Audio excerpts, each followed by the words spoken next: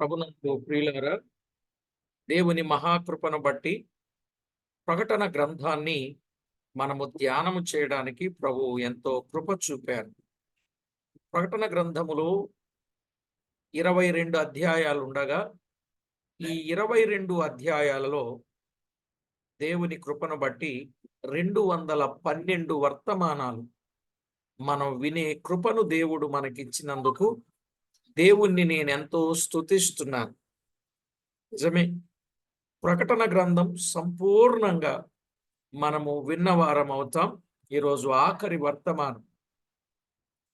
దేవుని దయ వలన ఈ ప్రకటన గ్రంథములో ఉన్న విషయాలు ఎంతో కష్టమైన విషయాలు అయినప్పటికీ ఎంతో విశేషమైనవి గనుక దేవుడే తన కనికరమును బట్టి ఆయన మనకు బయలుపరచి మనలను బలపరచినట్లుగా మనము గుర్తించవలసిన వారమై ఉన్నాం.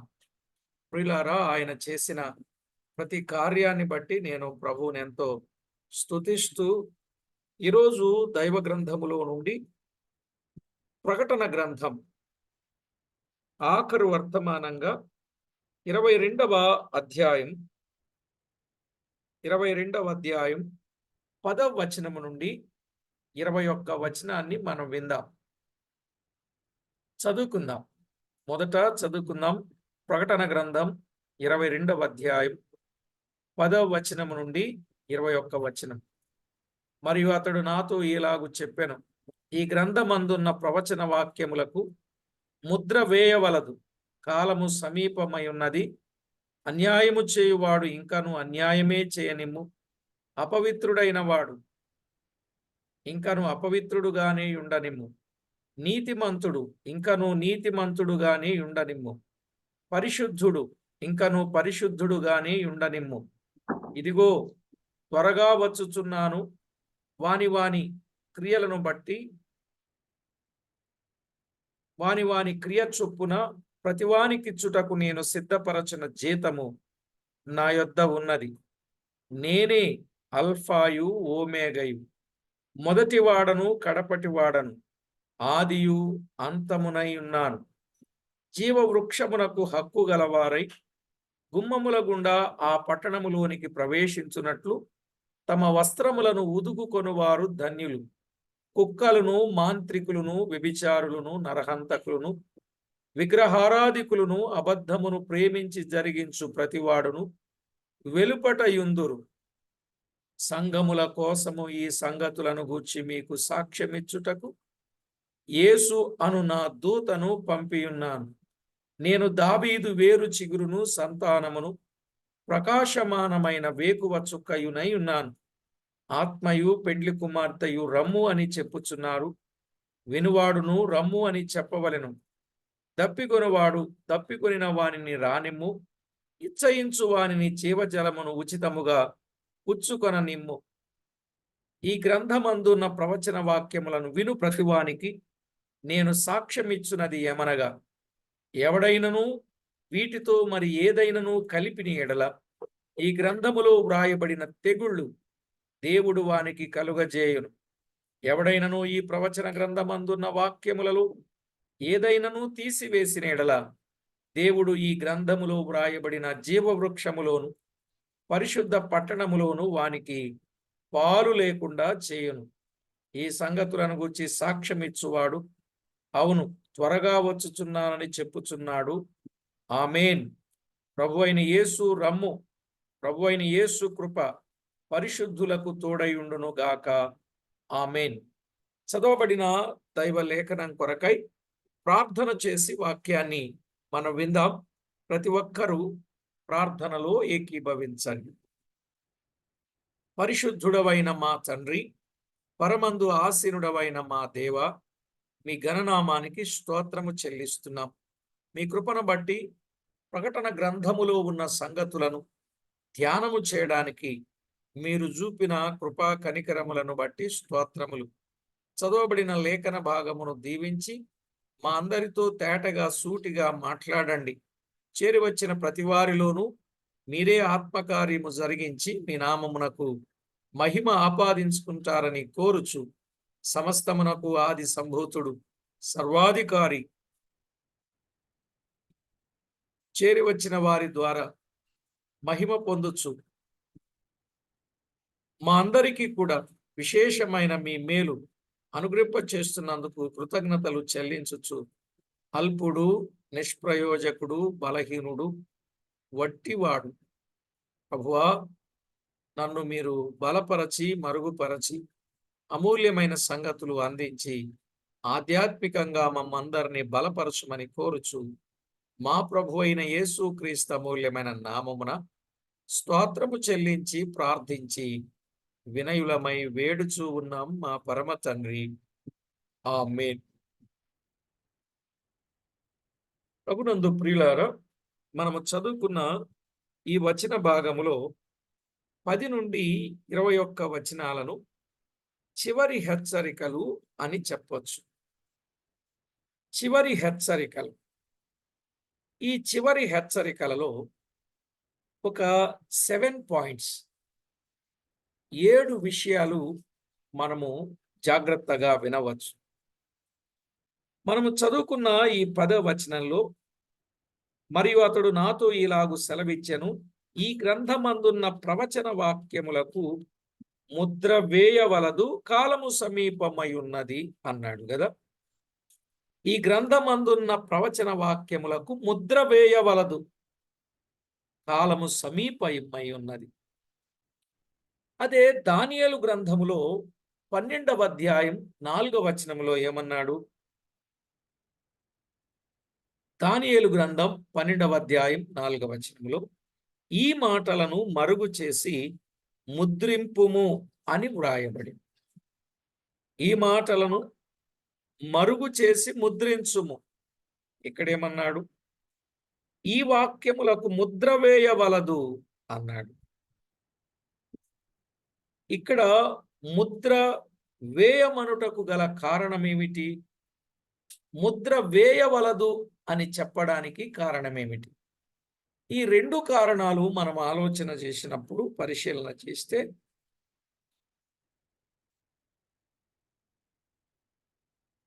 దానియేలు గ్రంథములో ముద్ర వేయమనుటకు కారణం,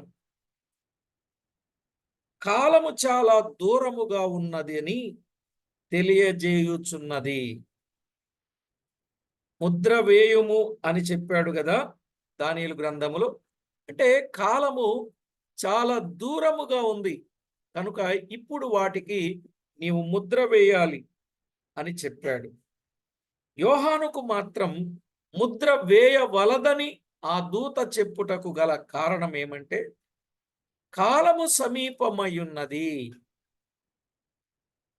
కాలము దూరముగా ఉన్నది గనుక ముద్రించుము, కాలము సమీపమై ఉన్నది గనుక ముద్ర వేయకుము అనే మాట చూస్తాం. ఈ ప్రవచన వాక్యములు అందరూ గైకొనవలసి ఉన్నది గనుక ఈ ఆఖరు దినములలో ఈ గ్రంథమందున్న సత్యములు చదువుట, వినుట, గైకొనుట, బోధించుట అత్యంత లాభదాయకం, ఆశీర్వాదకరమునై ఉన్నది. ఏది? ఈ ఆఖరు దినాలలోనండి.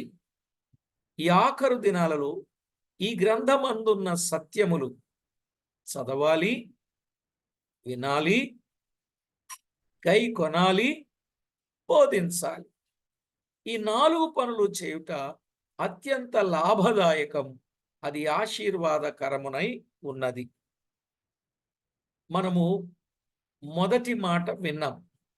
ఏంటి మొదటి మాట?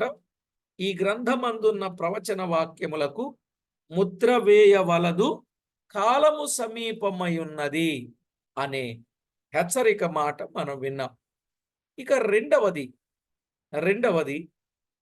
11వ వచనంలో మనము చదువుకుంటాం. అన్యాయము చేయువాడు ఇంకను అన్యాయమే చేయనిమ్ము, అపవిత్రుడైన వాడు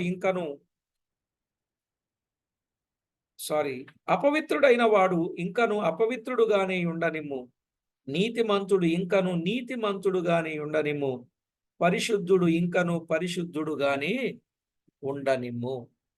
ఇక్కడ ఈ 3 మాటలు చెప్పుటలో అన్యాయము చేసిన వాడు అపవిత్రుడు, అగ్నిగుండములో అలాగే ఉంటాడు. కానీ నీతిమంతుడు పరిశుద్ధుడు, నూతన దేశములో సదాకాలము నీతిమంతుడుగాను పరిశుద్ధుడుగానే ఉండును. 10వ వచనములో కాలము సమీపమై ఉన్నది అని మనం చదువుకున్నాం. 12వ వచనంలో ఇదిగో నేను త్వరగా వచ్చుచున్నానని ప్రభువు చెప్పుచున్నాడు. కనుక ఆయన వచ్చే లోపులో అన్యాయము చేసేవాడు అన్యాయంగానే ఉంటాడు, అపవిత్రుడైన వాడు అపవిత్రుడుగానే ఉండును, నీతిమంతుడు నీతిమంతుడుగా, పరిశుద్ధుడు ఇంకనూ పరిశుద్ధుడుగా ఉండును అని చెప్పాడు. కనుక ప్రియులారా, ప్రభు త్వరగా వచ్చుచున్నాడు కదా. ప్రభు వచ్చినప్పుడు మార్చబడుటకి అవకాశం ఉండదు. అందువల్ల ఆ మాట చెప్పాల్సి వచ్చింది. ప్రభు వచ్చినప్పుడు మార్చబడుటకు అవకాశం ఉండదు. కనుక సమయం ఉండగానే అపవిత్రులు ఏం కావాలి? నీతిమంతులుగా తీర్చబడాలి. అట్టిది వారికి అది ఆశీర్వాదకరం. కనుక ప్రభు వచ్చినప్పుడు ఎలా ఉన్నవాళ్ళు అలాగే ఉంటారు. ప్రభు రాకముందే, అంటే సమయం ఉండగాని ఇల్లు చక్కబెట్టుకోవాలి దీపం ఉండగానే అన్నట్లుగా, ప్రభు రాకముందే నీతిమంతులుగా మార్చబడి నీతిని అనుసరించి జీవించవలసిన వారు. ఇక 3వ మాటకొస్తే, 3వ మాట 12వ వచనంలో ఏమన్నాడు? ఇదిగో త్వరగా వచ్చుచున్నాను, వాని వాని క్రియ చొప్పున ప్రతివానికిచ్చుటకు నేను సిద్ధపరచిన జీతము నా యొద్ద ఉన్నది అన్నాడు. ప్రియులారా, వారి వారి క్రియలకు ఫలమిచ్చేవాడు దేవుడే. ఎవరి క్రియలను బట్టి వారికి ఫలాన్నిచ్చేవాడు దేవుడే అనే మాట మనము చూస్తున్నాము. నిజమే ప్రియులారా, పరిశుద్ధ గ్రంథమైన బైబిల్ని మనము చదువుకున్నప్పుడు మనకు అర్థమయ్యే ఒక గొప్ప సత్యం చూడండి. కొన్ని వచనాలు మీకు జ్ఞాపకం చేస్తాను.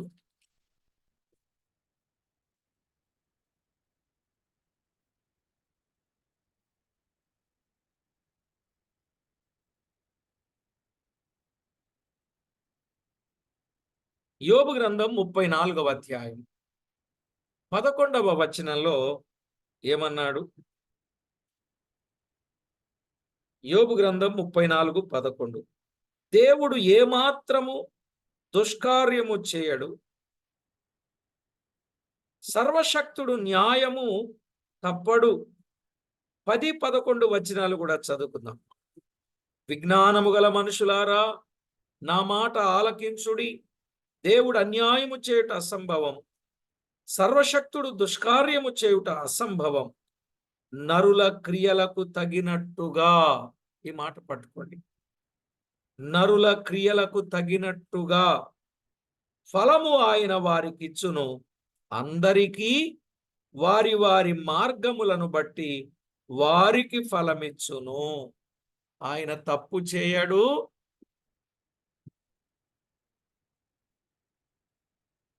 ఎవరైనా మంచి చేస్తే మంచి ఫలం, చెడ్డ చేస్తే చెడ్డ ఫలం వారికి అందిస్తాడు. నరుల క్రియలకు తగినట్టుగా ఫలము ఆయన వారికి ఇచ్చును అని చాలా వివరంగా స్పష్టంగా వ్రాయబడినట్లుగా మనము చూస్తున్నాం. కనుకనే ప్రియులారా, మనము మంచి ఫలము పొందేటట్లుగా మన జీవితాన్ని జాగ్రత్త చేసుకోవాలి. అర్థమవుతుందండి? జాగ్రత్తగా చేసుకోవాలి. 62వ కీర్తన 12వ చరణం, కీర్తనల గ్రంథం 62వ కీర్తన 12వ చరణంలో, ప్రభువా, మనుషులకందరికీ వారి వారి క్రియల చొప్పున నీవే ప్రతిఫలమిచ్చుచున్నావు, కాగా కృపచూపుటయు నీది అని. మనుషులకందరికీ వారి వారి క్రియల చొప్పున నీవే ప్రతిఫలమిచ్చుచున్నావు అన్నాడు. ప్రియులారా, జీవము గల దేవుని వాక్యములో వ్రాయబడిన మాట, వారి వారి క్రియలను బట్టి మనుషులకందరికీ ప్రతిఫలమిచ్చేవాడు ఆయనే. వారి వారి క్రియలను బట్టి ప్రతిఫలం ఇచ్చేవాడు. ఇప్పుడు ప్రతిఫలం ఇచ్చే పని ఎవరికి అప్పగించాడు? అది కుమారునికి అనుగ్రహించబడినది. కుమారునికి ఆయన అనుగ్రహించినట్లుగా మనము చూస్తాం. నిజమే, దైవ లేఖనంలో వ్రాయబడిన కొన్ని సంగతులు మనము అర్థం చేసుకోవాలి. కుమారుడైన క్రీస్తు ప్రతిఫలమిచ్చుచున్నాడు. మత్తయి వ్రాసిన సువార్త 16వ అధ్యాయం. మత్తయి సువార్త 16వ అధ్యాయం 27వ వచనం. మత్తయి సువార్త 16వ అధ్యాయం 27వ వచనం. మనుష్య కుమారుడు తన తండ్రి మహిమ గలవాడై తన దూతలతో కూడా రాబోవుచున్నాడు. అప్పుడు ఆయన ఎవని క్రియల చొప్పున వానికి ప్రతిఫలమిచ్చును. అర్థమైందండి? ప్రతిఫలమిచ్చే బాధ్యత దేవుడు ఎవరికి అప్పగించాడు? కుమారుడైన క్రీస్తుకు అప్పగించాడు. మనుష్య కుమారుడు తన తండ్రి మహిమతో దూతలతో కూడా రాబోచున్నాడు. అప్పుడు ఆయన ఎవని క్రియల చొప్పున వానికి ప్రతిఫలం ఇచ్చేవాడు. అందుకే మన క్రియలు సరిగా ఉండాలి. మన క్రియలు దేవునికి మహిమకరంగా ఉండాలి. క్రీస్తే మన నీతి గల న్యాయాధిపతి. ఆయనే ప్రతిఫలం ఇచ్చువాడు. ఆయనే తగిన విధంగా ప్రతిఫలం ఇచ్చేవాడు ఆయనే. కనుకని జాగ్రత్త పడాలి. మత్తయి వ్రాసిన సువార్తలో 25వ అధ్యాయం 13 నుండి మీరు 29 వచనాలు చదివితే, 13 నుండి 29 వచనాలు, అక్కడున్న మాటలు ఆయన వారి వారి క్రియలను బట్టి ప్రతిఫలం ఇస్తాడు అని చాలా స్పష్టంగా చెప్పాడు. మీరు తర్వాత చదువుకోండి, ఎక్కువ వచ్చింది. బడా నమ్మకమైన మంచి దాసుడా అనే వ్యక్తికి దేవుడు చక్కని ప్రతిఫలాన్ని ఇస్తాడు అని తేటగా చెప్పాడు. అదేవిధంగా లూకా సువార్తలో కూడా 19వ అధ్యాయం 11 నుండి 27 వచనాలు చదవండి. ప్రకటన గ్రంథం 19వ అధ్యాయం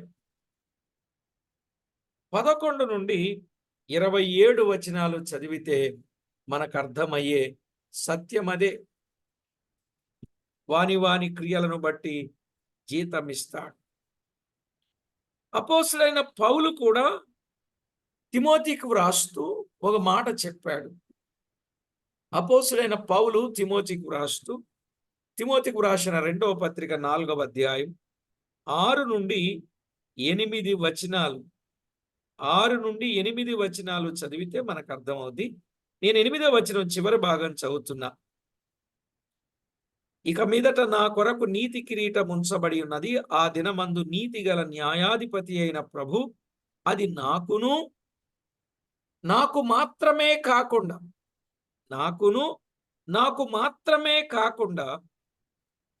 తన ప్రత్యక్షతను అపేక్షించు వారికి అందరికీ అనుగ్రహించును అన్నాడు. ప్రియులారా, నీతిగల న్యాయాధిపతి అయిన ప్రభు అది నాకు మాత్రమే కాకుండా తన ప్రత్యక్షతను అపేక్షించు వారికి అందరికీ అనుగ్రహిస్తాడు. విన్నారు కదండి? వాని క్రియల చొప్పున ప్రతివానికిచ్చుటకు సిద్ధపరచిన జీతం ఆయన యొద్ద ఉన్నది. ఆయన వచ్చి ఆయన ఇస్తాడు. ఆ ప్రభువు జీతము తీసుకొని రానయ్యున్నాడు గనుక మనం ఎలా ఉండాలి? సోమరులముగా ఉండక, ఒకరి పనికి ఒకరు అడ్డము పోక, ప్రభువు మనకు అప్పగించిన పనిని చక్కగా సరిగా గుర్తించి సంపూర్ణముగా నెరవేర్చుట మన బాధ్యత. ఇలాగున తగు రీతిగా మనము సిద్ధపడవలసిన వారమై ఉన్నాం. కనుక ప్రియులారా, ఇక 3వ హెచ్చరికను గూర్చిన సంగతి మనం విన్నాం. మొదటిది, ఈ గ్రంథమందున్న ప్రవచన వాక్యములకు ముద్ర వేయవలదు, కాలము సమీపమై ఉన్నది.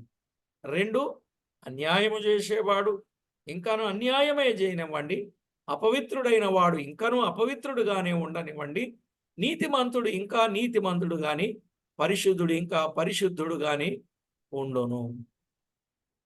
ఇక 3వది, ఇదిగో త్వరగా వచ్చుచున్నాను, వాని క్రియల చొప్పున ప్రతివానికి చుటకు జీతము సిద్ధపరచిన జీతము నా యొద్ద ఉన్నది.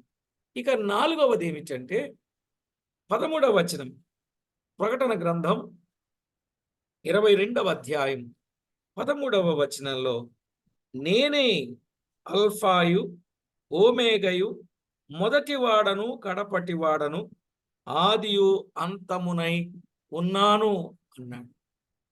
కాబట్టి ప్రియులారా, ఆయనే అల్ఫాయు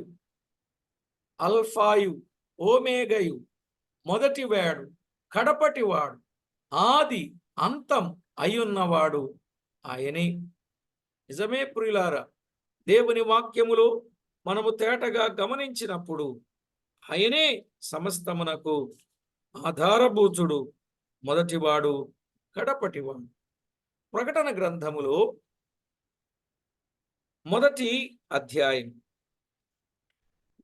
ప్రకటన గ్రంథం 1వ అధ్యాయం 18వ వచనములో ఆయన ఏం చెప్పారండి?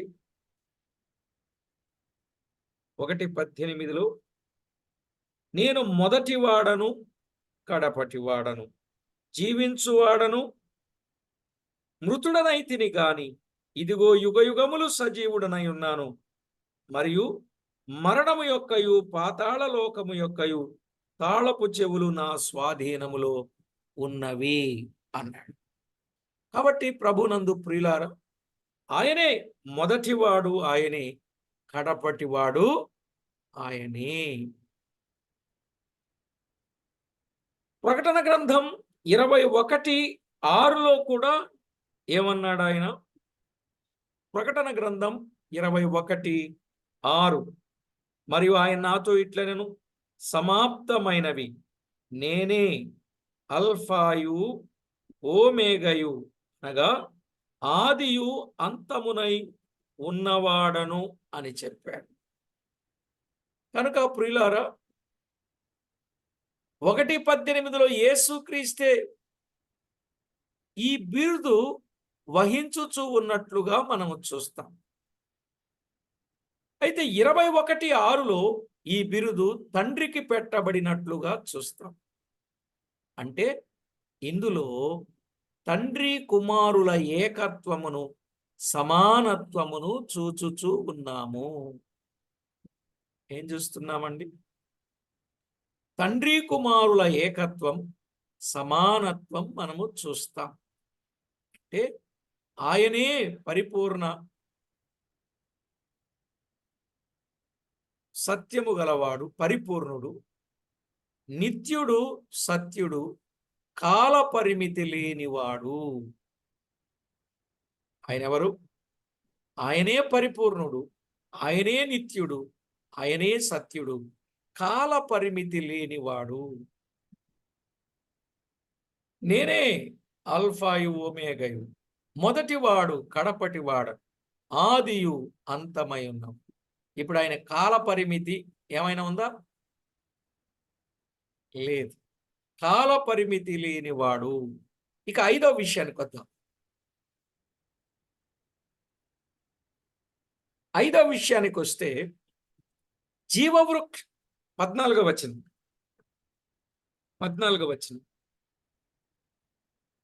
జీవవృక్షమునకు హక్కు గలవారై గుమ్మముల గుండా ఆ పట్టణములోనికి ప్రవేశించున్నట్లు తమ వస్త్రములను ఉదుకుకొనువారు ధన్యులు. ఇక్కడ జీవవృక్షమునకు హక్కు గలవారై గుమ్మముల గుండా పట్టణములోనికి ప్రవేశించున్నట్లు తమ వస్త్రములను ఉతుకుకొనువారు. అంటే ఈ అర్హత కలిగిన వారికి తప్ప ఇంకెవ్వరికి హక్కు లేదు. అర్థమైందండి? ఇప్పుడు ఆ గుమ్మముల గుండా పట్టణాలను ప్రవేశించాలంటే వారికి ఒక హక్కు కలిగి ఉండాలి. ఏంటా హక్కు? తమ వస్త్రములను ఉతుకుకొనిన వారుగా ఉంటే వారు వెళ్ళగలుగుతారు. మరి ఆ జీవవృక్షం ఎవరు? క్రీస్తే. ఆయనే జీవవృక్షమునకు ద్వారమునై ఉన్నాడు. ఆయన ఏమై ఉన్నాడు? జీవవృక్షమునకు ద్వారమై ఉన్నాడు. కనుక క్రీస్తు రక్తములో శుద్ధి చేయబడిన వారే ప్రవేశించుదురు అన్నాడు. 7వ అధ్యాయం 14వ వచనం, ప్రకటన గ్రంథం 7:14.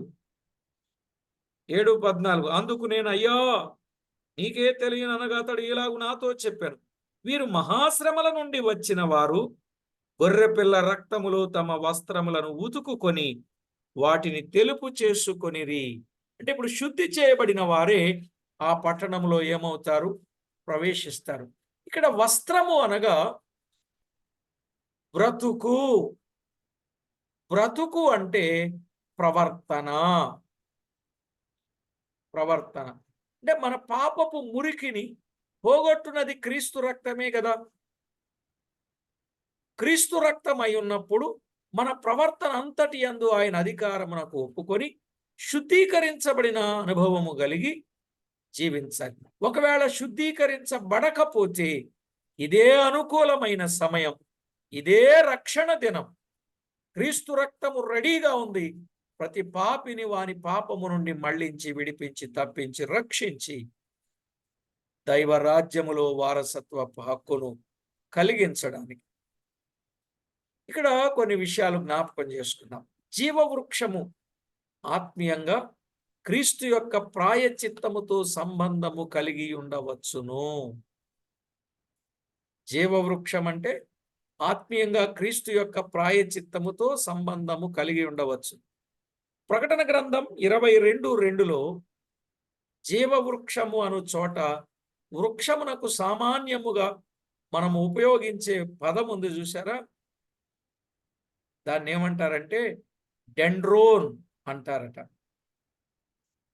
జీవవృక్షమను చోటు వృక్షమునకు సామాన్యముగా మనం ఉపయోగించు డెండ్రోన్ అను పదము ఉపయోగించక క్షిలోన్ XYLON క్షిలోన్ అను పదము ఉపయోగించబడిందట. ఈ పదము మ్రాను లేక దూలము అను పదమునకు వాడబడినది. అర్థమైందండి? ఈ పదము మ్రాను లేక దూలము అను పదానికి వాడబడినది. సిలువ ఏ చోట మ్రాను అనబడినో అచ్చట నెల్ల సిలోన్ అను పదము మాతృభాషలో వాడబడిందట. మాతృభాషలో వాడబడింది.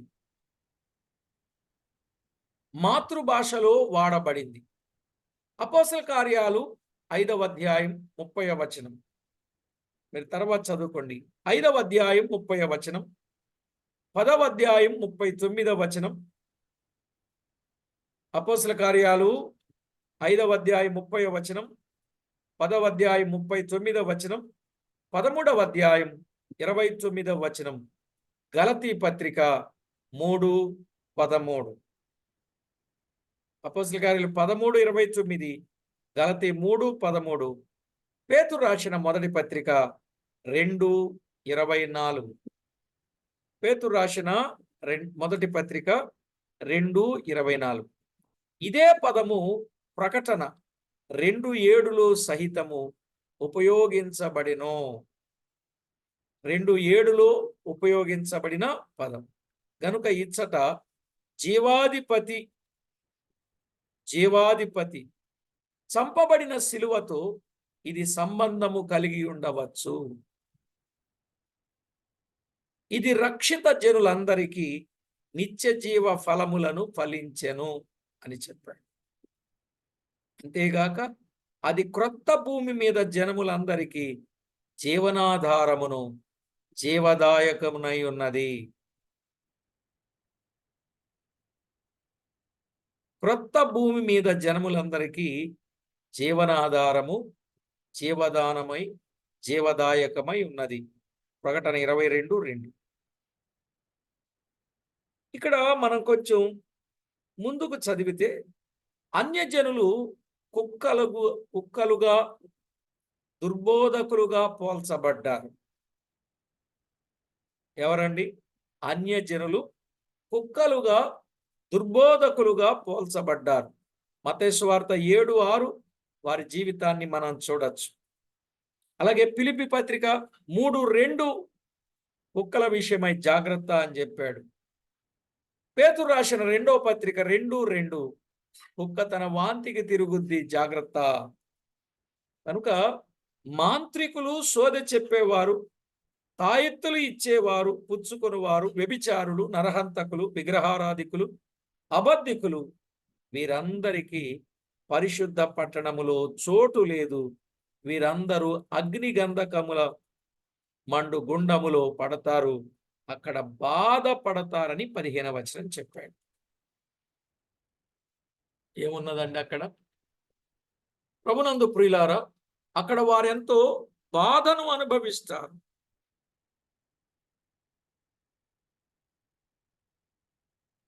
అబద్ధమును ప్రేమించి జరిగించు ప్రతివాడు వెలుపట ఉంటారు, ఎంతో క్షోభ అనుభవిస్తారు. ఇక 6వదిగా మనం విందాం. 6వది, ఈ గ్రంథము వ్రాయించినది క్రీస్తే. 16వ వచనం, సంఘముల కోసరము ఈ సంగతులను గూర్చి మీకు సాక్ష్యమిచ్చుటకు యేసు అను నా దూతను పంపియున్నాను అని చెప్పాడు. ఈ గ్రంథమును వ్రాయించినది క్రీస్తే, సంఘముల కోసరము ఈ సంగతులను గూర్చి మీకు సాక్ష్యమిచ్చుటకు యేసు అను నా దూతను పంపియున్నాను అన్నాడు. ఈ గ్రంథములను వ్రాయించినది సంఘముల కోసమే. ప్రకటన 1:1 కూడా మనం చదువుతాం. దీని వ్రాయించిన వాడు క్రీస్తే, తన స్వరక్తమిచ్చి సంపాదించిన సంఘం క్షేమాభివృద్ధిని కోరి సత్యములు బయలుపరచిన వాడు. కనుక ప్రియులారా, ఈ గ్రంథమును వ్రాయించినది క్రీస్తే. అయితే 16వ వచనం చివరిలో ఆయన బిరుదులున్నాయి. ఏంటా బిరుదులు? 1, నేను దావీదు వేరు చిగురును. 2, సంతానమును. 3, ప్రకాశమానమైన వేకువ చుక్క అన్నాడు. నేను దావీదు వేరు చిగురును. ఈ అంశాన్ని గురించి 5వ అధ్యాయములోనే మనము కొంత విన్నాం. ఇక సంతానం అంటే ఆయన దావీదు సంతానములో పుట్టినవాడు. దావీదు సంతానములో ఆయన పుట్టినవాడు. తిమోతికి రాసిన 2వ పత్రిక 2వ అధ్యాయం 8వ వచనం. తిమోతికి రాసిన 2వ పత్రిక 2వ అధ్యాయం 8వ వచనం. ఆయన దావీదు సంతానములో పుట్టాడు. 3, ప్రకాశమానమైన వేకువ చుక్క. యూదులకు ఈ బిరుదు ఎన్నో ప్రశస్తమైన తలంపులను, సత్యములను స్మరణకు తెచ్చుద్దట. ప్రకాశమానమైన వేకువ చుక్క అంటే యూదులకు ఈ బిరుదు ఎన్నో ప్రశస్తమైన తలంపులు, సత్యములను స్మరణకు తెచ్చేది. మీరు చదువుకోండి, సంఖ్యాకాండం 24వ అధ్యాయం 17వ వచనం. సంఖ్యాకాండం 24వ అధ్యాయం 17వ వచనం.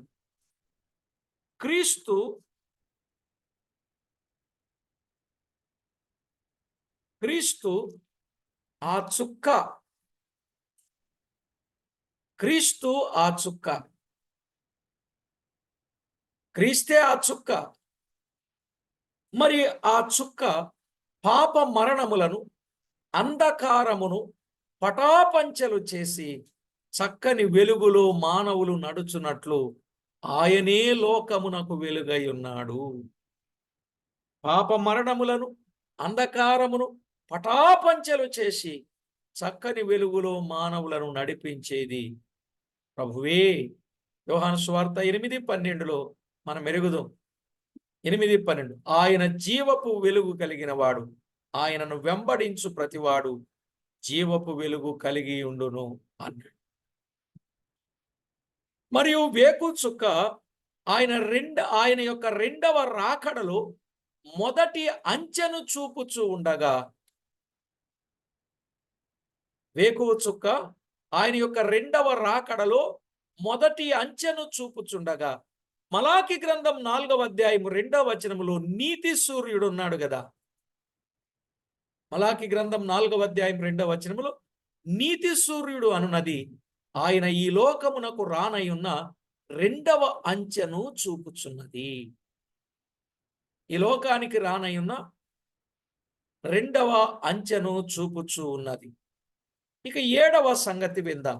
7వ సంగతి 17వ వచనం, ఆత్మయు పెండ్లి కుమార్తెయు రమ్ము అని చెప్పుచున్నారు, వినువాడును రమ్ము అని చెప్పవలెను. దప్పికొనిన వానిని రానిమ్ము, ఇచ్చయించు వానిని జీవజలమును ఉచితముగా పుచ్చుకొననిమ్ము అన్నాడు. ఇక్కడ మనము ఆత్మయు పెండ్లి కుమార్తెయు రమ్మని చెప్పుచూ ఉన్నారు. నిజమే ప్రియులారా, క్రీస్తును ఆహ్వానించుటను ఈ భాగంలో మనం చూస్తాం. క్రీస్తు ప్రభువును ఆహ్వానించినట్లు ఆఖరిగా పరిశుద్ధాత్మ పెండ్లి కుమార్తె కలిసి ఆహ్వానించుచున్నారు. వినువాడు రమ్మని చెప్పవలెను. 17వ వచనం, వినువాడు రమ్మని చెప్పవలెను. ప్రతి దేవుని బిడ్డ ఆపేక్షతో ఆహ్వానించాలి. ప్రతి దేవుని బిడ్డ ఆయన్ని ఆహ్వానించాలి. నువ్వు రాయ్యా అని. కొరింథీయులకు రాసిన మొదటి పత్రిక 16వ అధ్యాయం 22వ వచనం. కొరింథీయులకు రాసిన మొదటి పత్రిక 16వ అధ్యాయం 22వ వచనం. మానవుని ఆత్మీయ తృష్ణ ఉచితముగా తీర్చబడద్ది వస్తే, యెషయా గ్రంథం 54:1, మానవుని ఆత్మీయ తృష్ణ ఉచితంగా తీర్చబడుద్ది. యెషయా 54:1, యోహాను సువార్త 4:14. అయితే ప్రియులారా, ఇక ఆఖరిగా భయంకరమైన హెచ్చరిక. 7 విషయాలు విన్నాం, 7 చివరి హెచ్చరికలు విన్నాం. ఆఖరి హెచ్చరిక ఉంది, అది భయంకరమైన హెచ్చరిక. 18, 19 వచనాలు చదువుతున్నాను. 18, 19 వచనాలు. ఈ గ్రంథమందున్న ప్రవచన వాక్యములను విను ప్రతివానికి నేను సాక్ష్యమిచ్చున్నది ఏమనగా, ఎవడైనను వీటితో మరి ఏదైనను కలిపిన ఎడల ఈ గ్రంథములో వ్రాయబడిన తెగుళ్ళు దేవుడు వానికి కలుగజేయును. ఎవడైనను ఈ ప్రవచన గ్రంథమందున్న వాక్యములలో ఎవడైనను తీసివేసిన ఎడల దేవుడు ఈ గ్రంథములో వ్రాయబడిన జీవవృక్షములోను పరిశుద్ధ పట్టణములోను వానికి పాలు లేకుండా చేయును. ఇది ఆఖరి భయంకరమైన హెచ్చరిక. అర్థమైందండి? ఆఖరి హెచ్చరిక ఈ 18, 19 వచనాలు.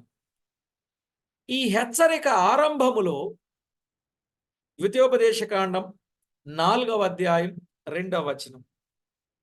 ఈ హెచ్చరిక ఆరంభములో ఏమన్నాడు?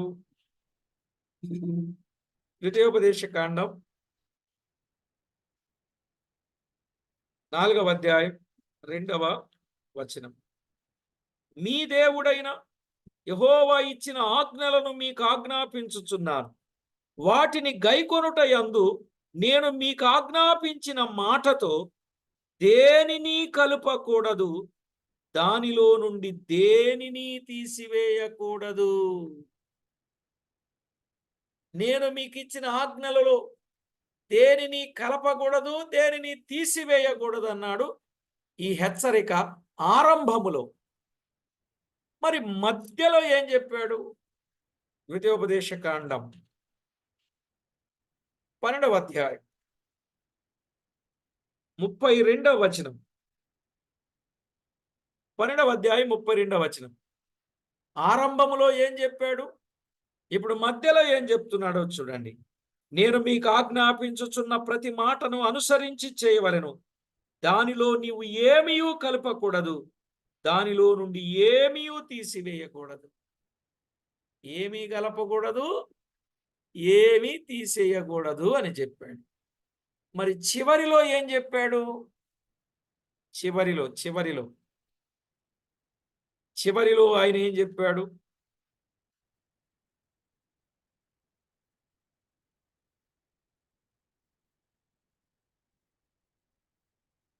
చివరిలో మనము గమనిస్తే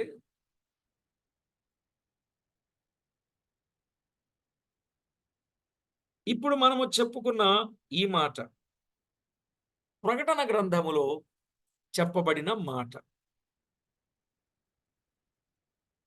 ఏం చెప్పారండి?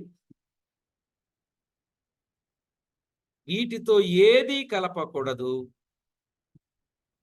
ఈ వాక్యములలో ఏది తీసివేయకూడదు.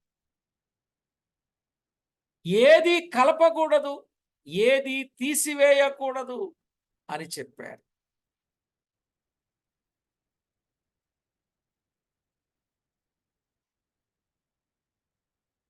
ఇక్కడున్న విషయాన్ని మనం కొంచెం అర్థం చేసుకుంటే, వ్రాత మట్టుకు రూపానికి వచ్చినట్టుగా వాక్యమునెప్పుడు అపార్థముగా గాని, మార్పుగా గాని, తగ్గించి గాని, హెచ్చించి గాని వ్రాయకూడదు. అర్థమైందా?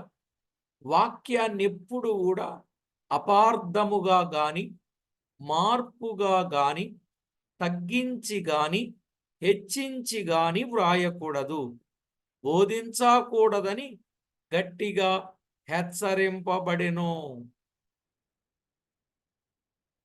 ఈవేళ బైబిల్ని తమకు అనుకూలంగా మలుచుకొని వాక్యం చెప్తున్నారు.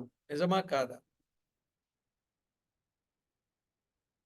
తమ స్వార్థపూరితమైన ఆలోచనల చేత తమకు అనుకూలమైన వచనాలను మాత్రమే చెప్పుచూ ఉన్నారు. అలా చెప్పిన వారికి, అలా తర్జుమాదారులు గాని, బోధకులు గాని, నేర్పువారు గాని వారికి పనిష్మెంట్ ఉంటుంది. కాబట్టి బహు జాగ్రత్తగా ఉండాలి. తర్జుమాదారులు గాని, బోధకులు గాని, నేర్పేవారు గాని బహు జాగ్రత్తగా ఉండాలి. రైట్. ఆఖరి భయంకరమైన హెచ్చరిక విన్నాం. ఇక ఆయనకున్న గొప్ప కోరిక కూడా ఒకటి ఉంది. ఆ గొప్ప కోరిక ఏంటి? 20వ వచనం. ఈ సంగతులను గురించి సాక్ష్యం ఇచ్చువాడు అవును, త్వరగా వచ్చుచున్నానని చెప్పుచున్నాడు. ఆమేన్. ప్రభువైన యేసు రమ్ము. ఆయన త్వరగా వచ్చుచున్నాడు. ఇది ప్రభు యొక్క గొప్ప కోరిక అయి ఉన్నది. దానికి ఆమేన్, ప్రభువైన యేసు రమ్ము అని ఆహ్వానించాలి. ఆయన కోరికను మనం ఏం చేయాలి? నెరవేర్చేటట్లు ఆ కోరిక, నేను త్వరగా వచ్చుచున్నాను, అయితే ప్రభువైన యేసు రమ్ము అని ఆహ్వానించాలి. అంతేకాదు ఆఖరి ఆశీర్వాదము కూడా ఉన్నది. ఆఖరి ఆశీర్వాదం ఏమిటి? ప్రభువైన యేసు కృప పరిశుద్ధులకు తోడయుండునుగాక అన్నాడు. ఆమేన్. పరిశుద్ధులకు తోడయుండునుగాక. ఆమేన్. 21వ వచనం. మనలను రక్షించిందేది? కృపే. ఎఫెసీ పత్రిక 2:8లో మనలను రక్షించిందేది? కృపే. 2 మనలను బలపరచిందేది? కృపే. తిమోతికి రాసిన 2వ పత్రిక 2:1. తిమోతికి రాసిన 2వ పత్రిక 2:1. మనల్ని బలపరిచిందేది? కృపే. మరి ప్రభు వచ్చినప్పుడు మనం ఏం పొందుతాం? కృపనే పొందుతాం. అది తేబడు కృప అంటాడు. పేతురు రాసిన మొదటి పత్రిక 1:13. తేబడు కృప. ప్రియులారా, ఇక్కడ ఆమేన్ అనే పదం ఉన్నది. ఆమేన్ అనున్నది మన ప్రియ ప్రభు పేర్లలో ఒకటి. ఆమేన్ అనే పేరు కూడా మన ప్రభు కలిగిన వాడు. ప్రకటన 3:14లో ఆది అనున్నది కూడా ఆయన పేర్లలో ఒకటి. ఆమేన్, ఆది. 22వ అధ్యాయం 13వ వచనం. బైబిల్లో మొదటి పదం ఆది, ఆఖరి పదం ఆమేన్. అంటే ఆయన పేరుతో ఆరంభమై ఆయన పేరుతోనే ఈ గ్రంథము ముగియుచున్నది. ఇందుకు ప్రభువుకు స్తోత్రములు. ఆది నుండి అంతము వరకు ప్రభువుకే మహిమ కలుగును గాక. ఆమేన్. ఆది కాండము నుండి ప్రకటన గ్రంథం ముగింపు. ఆమేన్. ఆది ఆయనే, ఆమేన్ ఆయనే. అర్థమైందండి? ఆయన పేరుతో ఆరంభం, ఆయన పేరుతోని ఈ గ్రంథం ముగియుచున్నది, సమాప్తం అని చివర పెట్టారు. కాబట్టి ప్రకటన గ్రంథములో ఇంత విశేషమైన వాస్తవాలు లేఖనాలలో వ్రాయబడ్డాయి. కాబట్టి ప్రియులారా, ప్రకటన గ్రంథమే కాదు, బైబిల్ గ్రంథం అంతా కూడా జాగ్రత్త. ప్రభు ఇచ్చిన ఏ వర్తమానమైనా, ప్రభు ఇచ్చిన ఏ ఆజ్ఞ అయినా, కట్టడైనా, శాసనాలైనా, ప్రభు ఇచ్చిన ఏ నిబంధనలైనా మనము ఎప్పుడు మీరిపోకుండా మనము ఆయనకు అనుకూలంగా, ఆయనకి ఇష్టమైన వారంగా ఉండి రేపు ఆయన వచ్చినప్పుడు ఆయనతో పాటు ఉండేటట్లు, ఆయన ఇచ్చే పట్టణములో ప్రవేశించగలుగునట్లు ప్రతివారు సిద్ధపడి ఉండాలని ప్రేమతో మనవి చేస్తూ ప్రకటన గ్రంథాన్ని ముగిస్తున్నాను. ఈ ప్రకటన గ్రంథములో దాదాపు 212 ప్రసంగాలు మనం విన్నాం 22 అధ్యాయాలలో. ప్రభు ఇంత తేటగా విషయాలను భక్తుల ద్వారా, వాస్తవాలను దేవుడు బయలుపరచి ఈరోజు మనమందరము చక్కగా నేర్చుకునే కృపనిచ్చిన దేవదేవునికి నా నిండు కృతజ్ఞతలు తెలియచేస్తున్నాను.